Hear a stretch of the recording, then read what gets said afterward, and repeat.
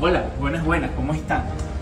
Queridos espectadores, y en especial al profesor Contreras, el día de hoy les invito a que se tomen un pequeño espacio de su día para ahondar una maravillosa aventura de lo que hemos visto en la cátedra de Economía Gerencial, ahondando temas como la economía tradicional, la neuroeconomía y la economía conductual, y cómo estas ciencias actúan en nuestra mente, en nuestra toma de decisiones y por ende en la sociedad que nos rodea y la economía que la sustenta.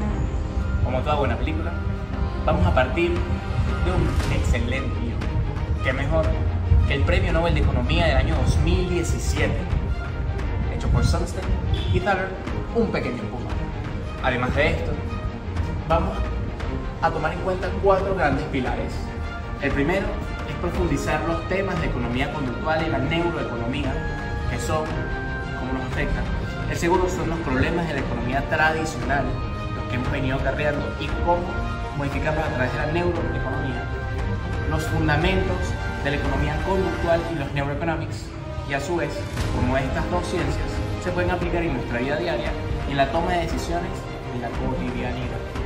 Bueno, en conjunto con mis compañeros María Paola Santiago, José Benramar, Gabriel Durán y mi persona, José Antonio Morales, los invito a esta aventura. Hola, mi nombre es María Santiago. Bueno, nuestras decisiones económicas y financieras están influenciadas por nuestros comportamientos, emociones y procesos mentales. Entonces, vamos a hacer un pequeño viaje en este video hacia la intersección entre la psicología, la economía y la neurociencia, que es la economía conductual y la neuroeconomía. La economía conductual explora cómo las personas toman decisiones en el ámbito económico en la vida real, lejos de la idealización de los modelos clásicos de la economía, que sería la economía tradicional. Nos hace preguntarnos por qué compramos lo que compramos, cómo evaluamos estos riesgos y estas recompensas, porque tomamos decisiones a veces irracionales o impulsivas en lugar de seguir un curso de acción racional y óptimo.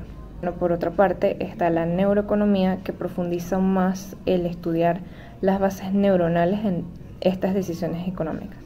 Nos hace preguntarnos qué áreas del cerebro se activan cuando estamos evaluando opciones financieras, cómo influyen las emociones en nuestras elecciones económicas y qué revelan estas investigaciones sobre la naturaleza misma de la racionalidad económica.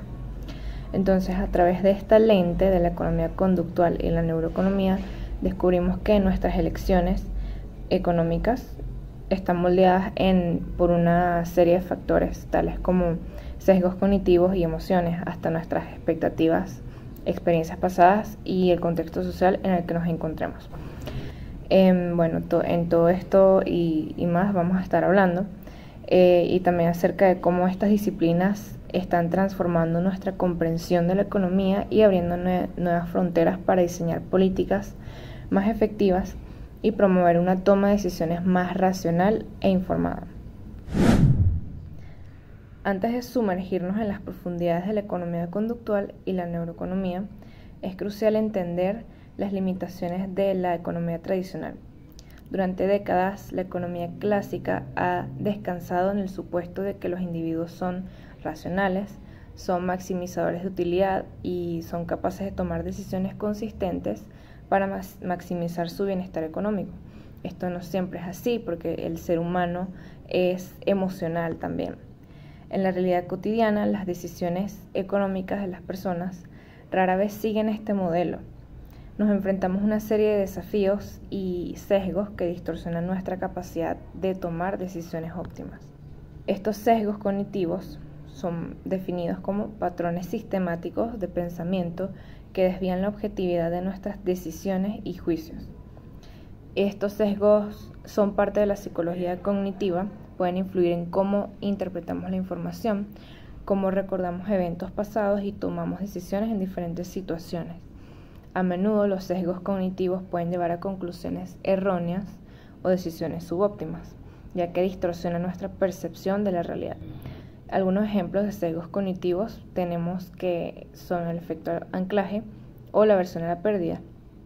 Estos nos llevan a tomar decisiones tal vez no las más adecuadas, y además que nuestras emociones, impulsos y contexto social influyen en nuestras elecciones económicas, de manera que a menudo no podemos anticipar ni tampoco controlar.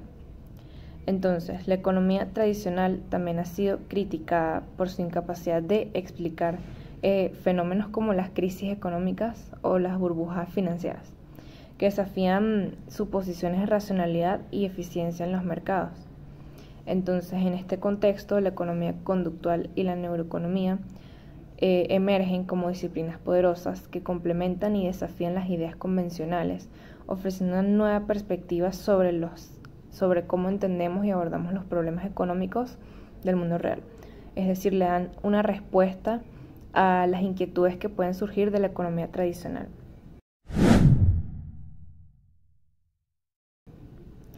Entonces, para comprender plenamente la revolución que representa la economía conductual y la neuroeconomía, es esencial sumergirse en sus bases y fundamentos. Estas disciplinas nos brindan una visión más completa y realista del comportamiento económico humano, al considerar factores psicológicos y neurocientíficos que influyen en nuestras decisiones. Uno de los textos más influyentes que hemos analizado y que ha ayudado a popularizar estos conceptos se llama Un pequeño empujón, escrito por los ganadores del Premio Nobel de Economía en 2017, Richard Thaler y Cass Sunstein. Este libro explora cómo pequeñas intervenciones o empujones, como lo dice el título, pueden influir en nuestras decisiones, aprovechando los principios de la economía conductual y la psicología. Estos autores ilustran cómo los sesgos cognitivos y emocionales afectan nuestras elecciones y proponen formas en las que el diseño de elección puede ayudarnos a tomar decisiones más beneficiosas y favorables para nosotros mismos y para la sociedad en general.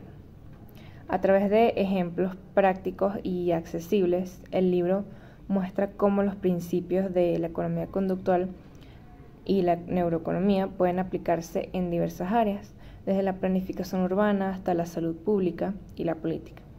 Propone soluciones y estrategias que respeten la libertad de elección individual mientras ayudan a las personas a tomar decisiones que las beneficien a largo plazo.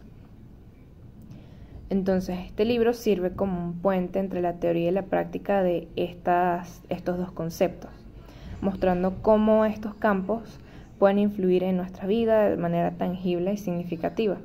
Al entender cómo funciona nuestro cerebro, cómo tomamos decisiones, podemos diseñar entornos que nos ayuden a alcanzar nuestros objetivos de una forma más efectiva y ética. Este libro nos recuerda que al comprender mejor nuestra psicología y neurociencia, podemos crear un mundo en donde sea más fácil para todos tomar decisiones que mejoren nuestras vidas y comunidades. Hola, mi nombre es Gabriela Durán y en la primera parte de nuestro libro se toma en cuenta un tema muy importante que lleva por nombre Humanos y Economos, el cual toma en cuenta sesgos y errores en el pensamiento humano, específicamente en cómo nuestra mente puede engañarnos visualmente y cómo funciona nuestro sistema cognitivo. Se menciona cómo nuestro sistema visual puede ser engañado, como en el caso de las mesas aparentemente diferentes que resultan ser idénticas. Y se explora la idea de que nuestro cerebro opera en dos tipos de pensamientos, automáticos e intuitivos, y reflexivos y racional. El sistema automático se describe como rápido e instintivo, asociado con las actividades más primitivas en términos de evolución. Este conocimiento sobre cómo funciona nuestro pensamiento puede ayudarnos a comprender mejor por qué a veces cometemos errores predecibles en nuestras percepciones y decisiones. A su vez, se explora la diferencia entre el pensamiento automático e intuitivo y el pensamiento reflexivo y racional en el funcionamiento del cerebro humano. El sistema reflexivo se describe como más premeditado y autoconsciente, utilizado en situaciones que involucran cálculos, decisiones complejas y actividades conscientes. Por otro lado, el sistema automático se activa de forma rápida e instintiva en situaciones cotidianas y emocionales. Se mencionan ejemplos de estos sistemas que operan en diferentes situaciones, como resolver cálculos matemáticos, tomar decisiones importantes, reaccionar ante estímulos emocionales y tomar decisiones de forma intuitiva. También se resalta la importancia de quebrar a un sistema para optimizar el funcionamiento cognitivo y tomar decisiones informadas. Por consiguiente, en el texto lo que se comparte parece un extracto interesante sobre el uso de reglas básicas en el pensamiento humano y cómo, a pesar de su utilidad, también puede llegar a sesgos sistemáticos. Destacar la influencia de la interacción entre el sistema automático y reflexivo en la forma de esos sesgos es crucial para comprender cómo tomamos decisiones y juzgamos situaciones en la vida cotidiana. El concepto de anclaje y ajuste que menciona el libro es fascinante. Es interesante cómo nuestro proceso mental de tomar decisiones y hacer estimaciones puede verse influenciado por anclas, incluso cuando éstas no tienen relación directa con la situación en cuestión. Los ejemplos que se proporcionan sobre la población de Milwaukee y la experimentación con los estudiantes ilustran claramente cómo este fenómeno puede afectar nuestras percepciones y elecciones en diferentes contextos. Es importante ser consciente de estos sesgos cognitivos para intentar contrarrestarlos en la toma de decisiones importantes. Reconocer cómo las anclas pueden afectar la forma en que valoramos la información y cómo se nos presentan las opciones. Esto puede ayudarnos a tomar decisiones más informadas y ponderadas. El heurístico de la disponibilidad que se menciona en el libro es fundamental para entender cómo evaluamos y respondemos a los riesgos de nuestra vida diaria. La forma en que recordamos y accedemos a ejemplos específicos de riesgos puede influir significativamente en nuestras percepciones y en las medidas que tomamos para mitigar esos riesgos. Es interesante cómo la experiencia personal y la visibilidad de ciertos eventos puede distorsionar nuestras percepciones de riesgo. Por ejemplo, eventos recientes o fácilmente imaginables tienden a ser considerados más relevantes y graves, es decir, que esto puede llevar a decisiones sesgadas en términos de precaución y planificación. Este heurístico de la disponibilidad también tiene implicaciones importantes en la toma de decisiones a nivel público y privado. El hecho de que nuestras percepciones de riesgo estén influenciadas por la accesibilidad y visibilidad de ciertos eventos puede llevar a asignaciones ineficientes de recursos y a respuestas desproporcionadas que nos conducen a ciertos peligros. Es crucial reconocer estos riesgos en la evaluación de riesgos, estos sesgos en la evaluación de riesgos para tomar decisiones más informadas y equilibradas. A veces, recordar incidentes específicos para aumentar la conciencia de riesgo puede ser útil, pero debemos mantener en cuenta que la facilidad con la que recordamos ciertos eventos puede distorsionar nuestra percepción de la probabilidad real. Por otra parte, es muy importante resaltar que la aversión a la pérdida es un fenómeno interesante que revela cómo las personas valoran de manera desproporcionada la pérdida en comparación con las ganancias. Se ha demostrado a través de experimentos simples que las personas tienden a valorar más lo que ya poseen y están renuentes a desprenderse de ello, incluso a un precio mayor que le estarían dispuestos a pagar por adquirirlo originalmente. Este sesgo cognitivo puede influir a nuestras decisiones, llevándonos a evitar cambios incluso cuando podrían resultar beneficiosos. Los experimentos mencionados, tal como la aversión a la pérdida, pueden manifestarse en diferentes contextos, como la valoración de objetos y la toma de decisiones financieras. A través de apuestas, este concepto de aversión a la pérdida influye en nuestras preferencias y comportamientos, a menudo llevándonos a actuar de manera conservadora al evitar riesgos que impliquen pérdidas potenciales. En resumen, la aversión a la pérdida es un aspecto importante a considerar cuando se analizan las decisiones humanas y cómo esta aversión puede moldear nuestras preferencias y acciones en diversos escenarios. El ejemplo que se menciona sobre el experimento de los anarcados en el contexto de la cena organizada por Thaler es una ilustración interesante de cómo las personas pueden enfrentarse a la tentación y la dificultad para ejercer el autocontrol en situaciones cotidianas. Este relato destaca el papel de la tentación, la negligencia y la dinámica inconsistente en las decisiones humanas. El concepto de la tentación, descrito como la preferencia por asumir algo cuando se está en un estado emocional caliente en lugar de uno más racional, frío, es fundamental para comprender porque a menudo caemos en comportamientos que van en contra de nuestra voluntad. La lucha entre el planificador a largo plazo y el impulsivo influenciado por el momento presente es una batalla que puede llevar a decisiones dinámicamente inconscientes.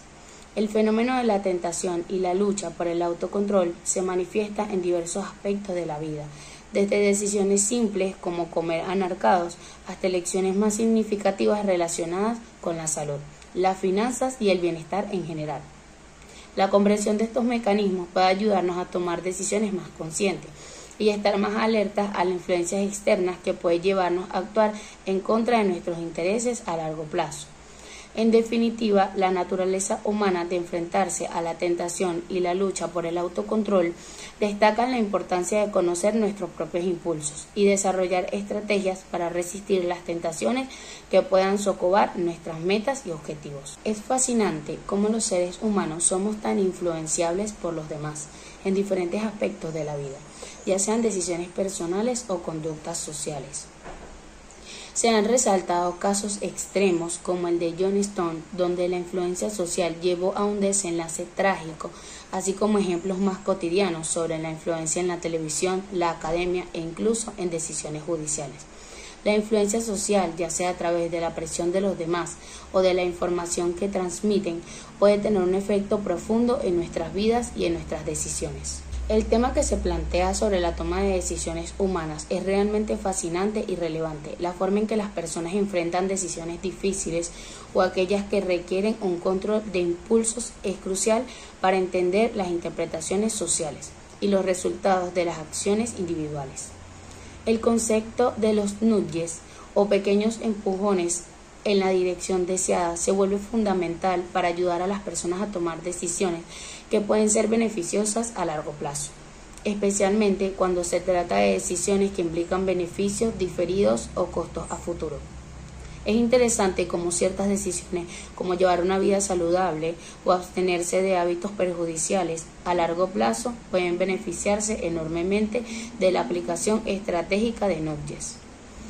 La capacidad de diseñar entornos decisionales que promueven decisiones para ver más beneficios es un tema que gana relevancia en temas como la economía conductual y la psicología. Entender cómo las personas responden a diferentes contextos, cómo influir sutilmente en esas decisiones puede tener un impacto significativo en la sociedad en general.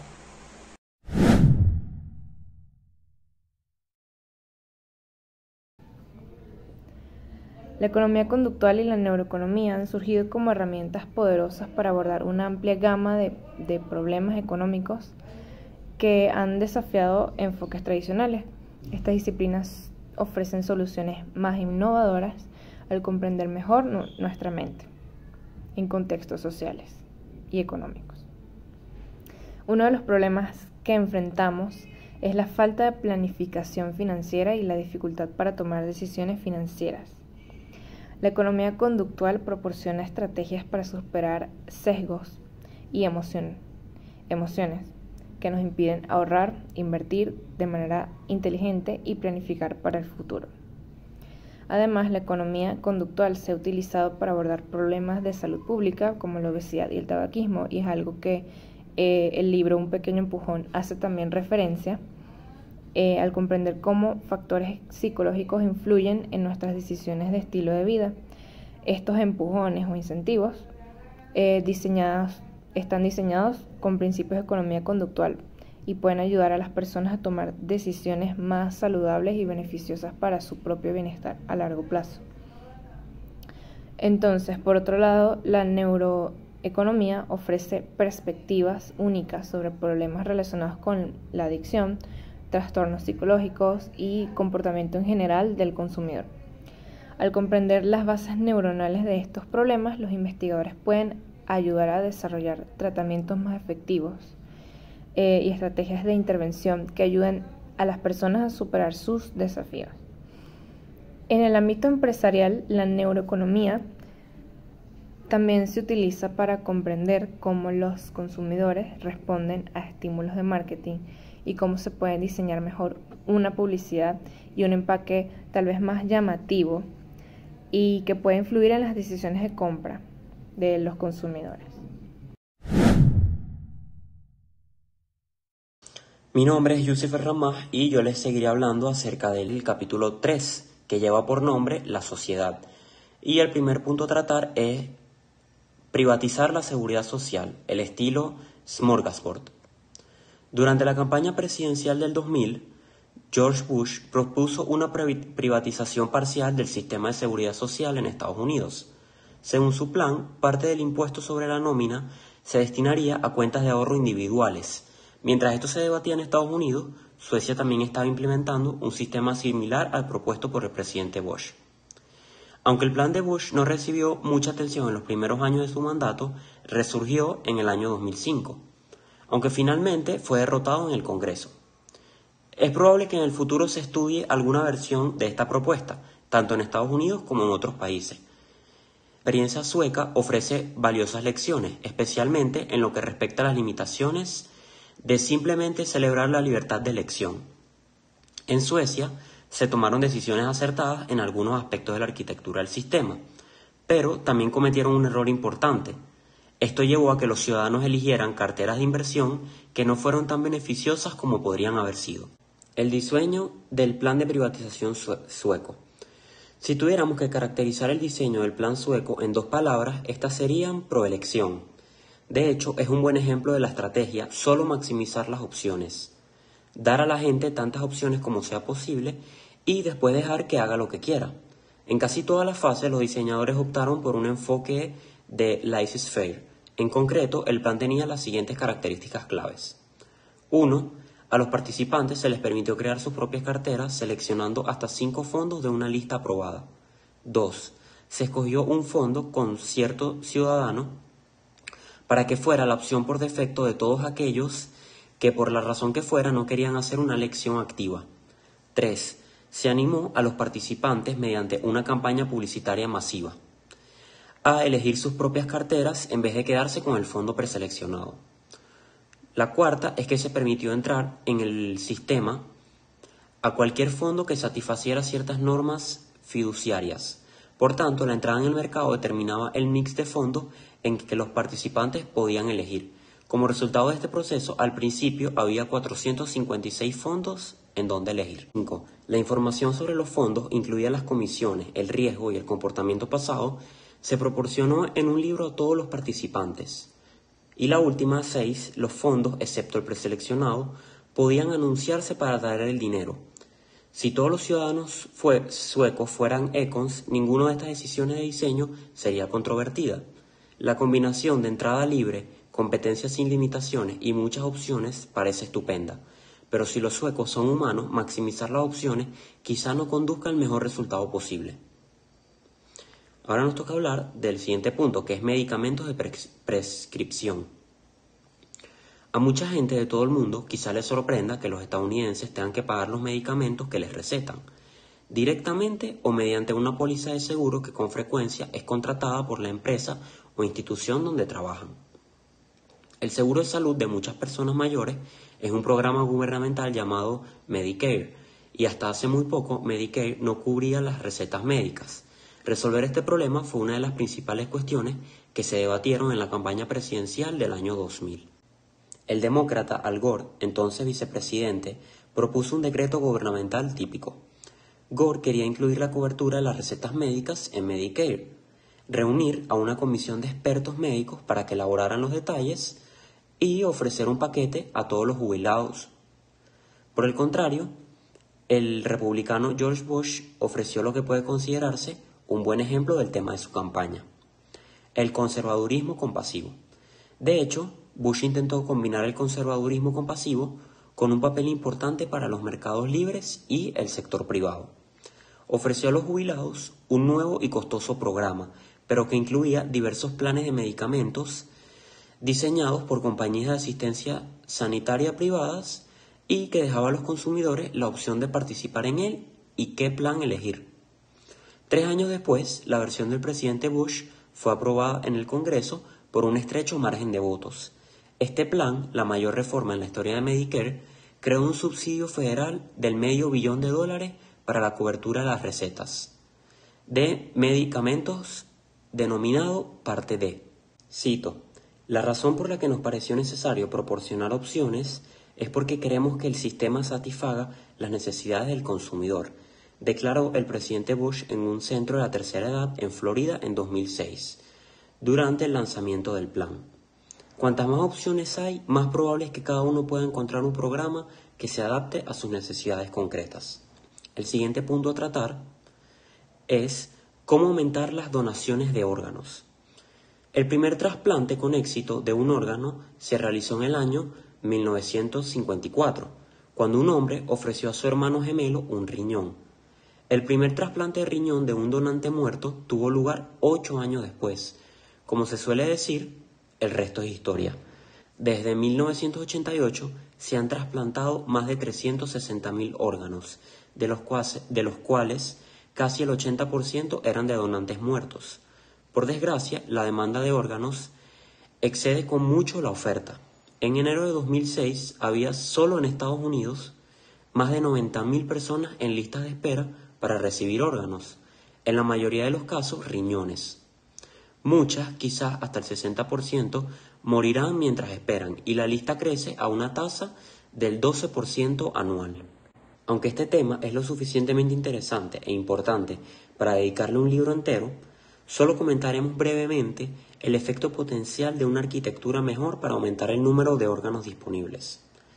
Creemos que unas sencillas intervenciones salvarían miles de vidas cada año y prácticamente sin imponer nuevas cargas a los contribuyentes. La fuente principal de órganos es la de los pacientes a los que se ha declarado en estado de muerte cerebral, lo que significa que han sufrido una pérdida irreversible de todas las funciones cerebrales, pero se les mantiene temporalmente con una respiración asistida. En Estados Unidos hay de 12.000 a 15.000 potenciales donantes en esta categoría cada año, pero menos de la mitad se convierten en donantes. Como cada uno puede donar hasta 3 órganos, conseguir otros 1.000 donantes podrían salvar 3.000 vidas más. El principal obstáculo para que aumenten las donaciones es la necesidad de obtener el consentimiento de los familiares. El próximo punto a tratar es salvar el planeta. En las últimas décadas, los gobiernos de todo el mundo han estado tomando medidas activas para proteger el medio ambiente, preocupados por la contaminación atmosférica y del agua, por la difusión de los pesticidas y productos químicos tóxicos, así como por la extinción de especies. Los gobiernos han gastado importantes recursos con la esperanza de mejorar la salud humana y reducir los efectos dañinos de las actividades humanas en la vida salvaje y en las zonas vírgenes. Muchas de sus medidas han sido muy beneficiosas. Los esfuerzos por reducir la contaminación atmosférica han evitado cientos de miles de muertes prematuras y millones de enfermedades, pero muchas regulaciones han sido caras y derrochadoras, y en algunos casos han agravado los mismos problemas que intentaban resolver. Los controles agresivos de las nuevas fuentes de contaminación atmosférica, por ejemplo, pueden alargar la vida de las instalaciones más antiguas y sucias, y por tanto incrementar la contaminación del aire, al menos a corto plazo. El último punto a tratar en este capítulo es privatizar el matrimonio. Esperamos que la idea de paternalismo libertario ofrezca nuevas formas de pensar sobre muchos viejos problemas. A continuación se van a abordar la antigua institución del matrimonio y se va a explorar algunas de las controversias que se han suscitado recientemente sobre este y las relaciones entre personas del mismo sexo. Comenzaremos proponiendo una idea extremadamente libertaria que protegería la libertad, incluida la libertad religiosa, y que en principio debería ser aceptable para todas las partes. Sabemos que en numerosos países muchas personas, entre las que se encuentran fieles de distintos grupos religiosos, se oponen rotundamente al matrimonio entre personas del mismo sexo. Las organizaciones religiosas insisten en su derecho a decidir ellas solas qué uniones están dispuestas a reconocer, atendiendo al género, la religión, la edad y otros factores. También sabemos que muchas parejas del mismo sexo desean establecer vínculos duraderos para respetar la libertad de los grupos religiosos al tiempo que se protege la libertad individual en general. Y se propone que el matrimonio como tal se privatice completamente. Primero que todo tenemos la toma de decisiones. La economía conductual nos ayuda a comprender por qué tomamos decisiones financieras que no siempre parecen lógicas. Por ejemplo, por qué compramos ciertos productos o invertimos de cierta manera. Los sesgos cognitivos y emocionales influyen en nuestras elecciones. 2.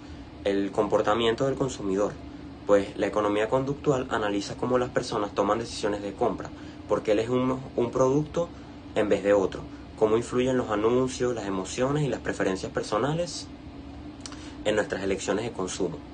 También influye en el ahorro y gasto, ya que nuestros hábitos de ahorro y gasto también están influenciados por factores psicológicos.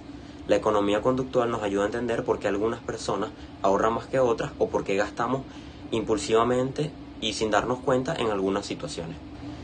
También influye en las inversiones, en el tema de las inversiones, ya que los inversores no siempre siguen un enfoque puramente racional al tomar decisiones de inversión, sino que la economía conductual considera cómo los signos cognitivos, como el miedo o la euforia, afectan nuestras elecciones de inversión.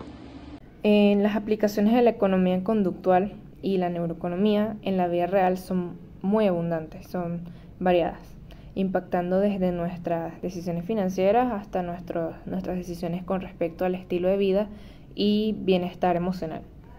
Por ejemplo, en el ámbito financiero, diversas aplicaciones y herramientas en línea utilizan principios de economía conductual para ayudar a las personas a administrar mejor su dinero e invertir.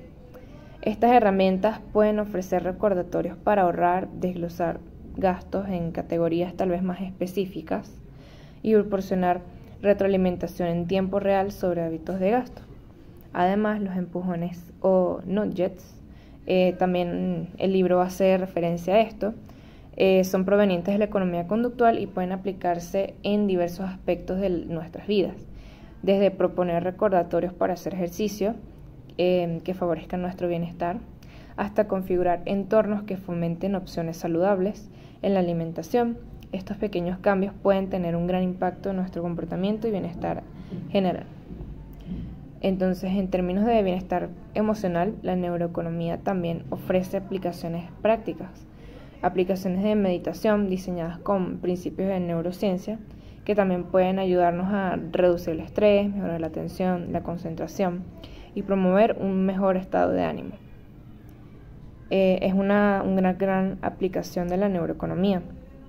También, aparte de las estrategias de marketing basadas en la neuroeconomía, que se utilizan ampliamente en la vida cotidiana, desde el diseño de tiendas hasta presentación de productos. Las empresas emplean estas técnicas que aprovechan la comprensión de cómo funciona el cerebro para influir en las decisiones del consumidor y que decidan comprar en estas empresas de una forma más sutil y efectiva. El libro también nos desafía a reflexionar sobre cuestiones éticas y políticas. Por ejemplo, hasta qué punto es aceptable que el gobierno influya en nuestras decisiones, dónde está el equilibrio entre mejorar nuestras elecciones y respetar nuestra libertad individual. El libro ha tenido un gran impacto y este impacto se extiende más allá de sus páginas, inspirando políticas y programas en varios países, con el objetivo de mejorar la calidad de vida de las personas y promover el bienestar común. Pues efectivamente, muchas de las personas que han sabido utilizar y entender la neuroeconomía, así como la economía conductual para aplicarla en su vida diaria, han visto un mejoramiento, un beneficio dentro de sus rutinas, dentro de su toma de decisiones. También sería pertinente hacer un pequeño análisis de lo que fue el libro, un pequeño empujón, dado que en el mundo de la economía y la política, este libro ha dejado una huella indeleble, desafiando nuestras ideas convencionales sobre cómo tomamos decisiones y sobre cómo diseñamos políticas públicas. Un pequeño empujón Nos introducen el fascinante mundo de la economía, de toda la parte conductual que ésta representa y de los nudges o empujones, que son las pequeñas intervenciones diseñadas para influir en nuestras decisiones sin coartar nuestra libertad. Este libro, además, explora cómo estos empujones pueden aplicarse en diversos aspectos de nuestras vidas, desde la salud y las finanzas hasta la educación y el medio ambiente. Por eso tenemos ejemplos de aplicaciones prácticas de los nudges, como la elección predeterminada o la simplificación de la información. ¿A qué me refiero con esto de elección predeterminada? Pues las estrategias como la elección predeterminada, donde las personas son automáticamente inscritas en programas beneficiosos, a menos de que opten por no participar, y la simplificación de la información, que hacen tomar decisiones de una manera más óptima, fácil, rápida y beneficiosa para todos. Esto nos plantea una sucesión de debates éticos y políticos sobre el uso de estos nudges o empujoncitos. Dado que han existido, se han planteado políticas y programas ya creados que están inspirados en un pequeño empujón, implementando estos nudges a lo largo y ancho del globo. O sea, que no depende netamente de una cultura o de una inclinación política o un desarrollo económico de un país. Así que esto brinda un espectro un poco más amplio de cómo se aborda la economía conductual en relación a lo que defiende este libro.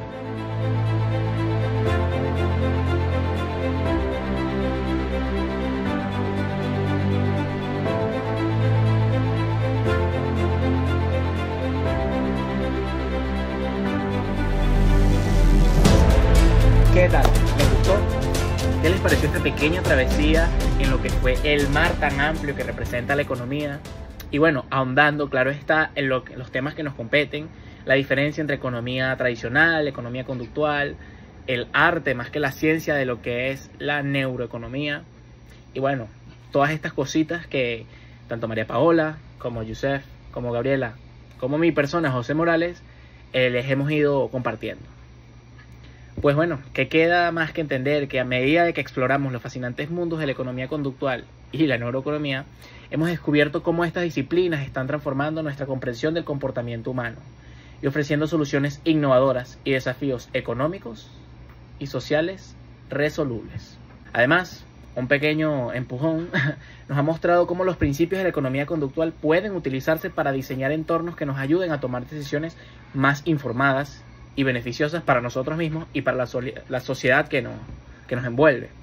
Sin embargo, también esta nos desafía a reflexionar sobre las cuestiones éticas y políticas asociadas con el uso de estos nudges o empujones, donde trazamos la línea entre mejorar nuestras elecciones y respetar nuestra libertad individual. O sea, ¿qué nos define entre lo individual de lo social? A pesar de estas preguntas, el legado de este gran libro, digno de un premio Nobel, es innegable.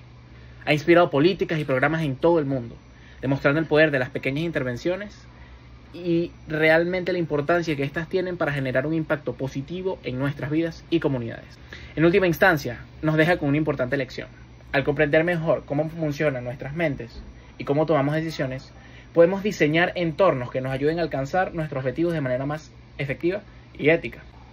Así que debemos seguir explorando realmente y debatiendo sobre todos estos temas, no solamente en la clase, sino en nuestro día a día, porque es algo que nos rodea. Y hay que tener la esperanza de construir un futuro donde nuestras elecciones estén informadas, nuestra libertad sea respetada y nuestro bienestar sea promovido para todos.